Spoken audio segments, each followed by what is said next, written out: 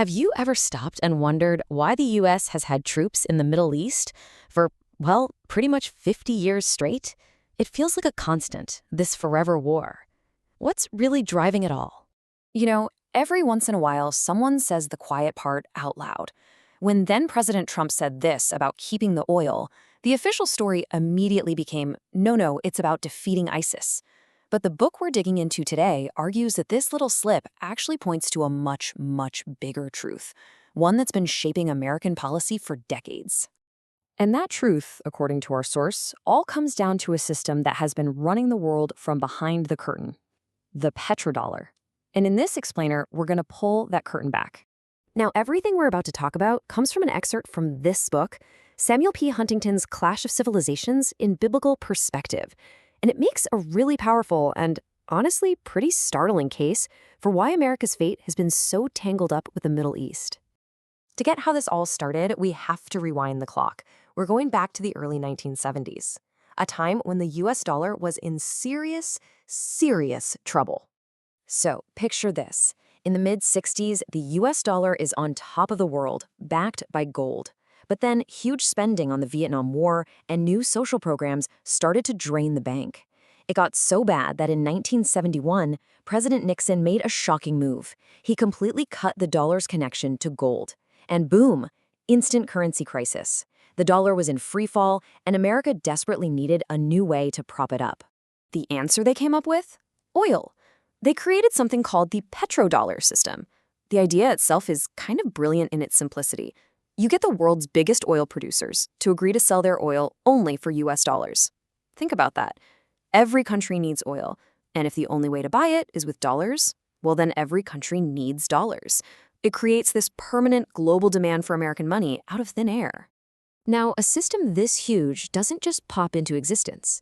The book argues it was born out of a secret high-stakes agreement, an agreement whose details were kept under wraps for more than 30 years. And this is the heart of the whole thing. The deal was struck between the US and Saudi Arabia. On one side, the Saudis promised two things. First, they'd price all their oil in dollars. Second, they would take all those piles of money they were making and invest them back into the US by buying American debt. And in return, the US promised to buy their oil and this is the part that changed everything, to give the kingdom perpetual military protection. Perpetual military protection. That phrase right there, that's where an economic agreement suddenly becomes a foreign policy doctrine. And, according to the book, this is the real cost of keeping the dollar on top. If you look through this lens, the last 50 years of US foreign policy start to make a different kind of sense. The book argues that our allies weren't chosen based on shared values, they were chosen based on whether they supported the petrodollar.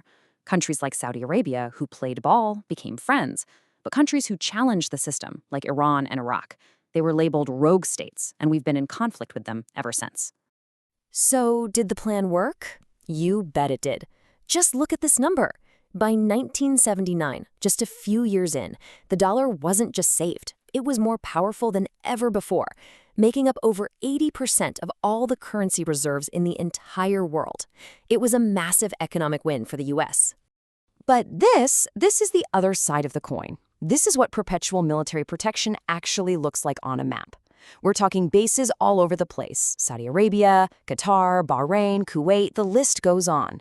The book's point is that this huge military presence isn't an accident. It's the enforcement arm of the petrodollar deal.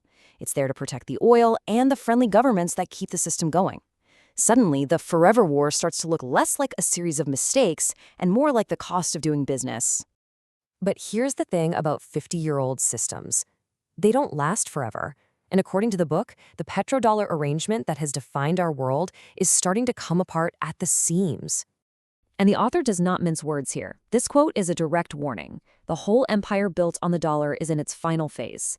And the reason is simple. Countries are starting to sell oil for other currencies. See, the whole thing works because everyone believes the dollar is stable.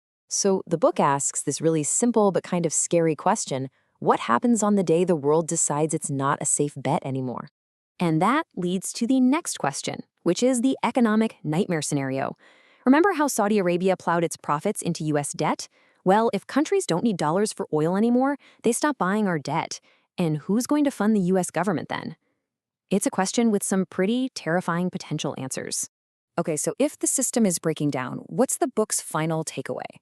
It actually offers a very specific path forward, coming from its unique perspective. The book's call to action is aimed squarely at its target audience. It urges Christians to understand that these aren't just news headlines. They signal a massive shift in the global order, one that's going to have very real economic impacts on everyone. But the goal isn't to scare people, it's actually the opposite. The author argues that this is the moment for preparation and action. The idea is, instead of just fearing what's coming, it's time to build an alternative, a different kind of blueprint for how society could work. So, to put it all together, the book's final message is this. As the petrodollar system fades, it's going to leave a huge vacuum. The author's answer is a proactive call to fill that vacuum by rebuilding a new, more solid economic foundation, one that's based on what the book calls biblical principles. And really, that leaves all of us with a huge question. The book we've looked at today gives one very specific answer from its perspective. But no matter what you believe, it's clear the world we've known for 50 years is changing. So as this old order built on oil and dollars starts to crack, the real question is, what are we going to build to take its place?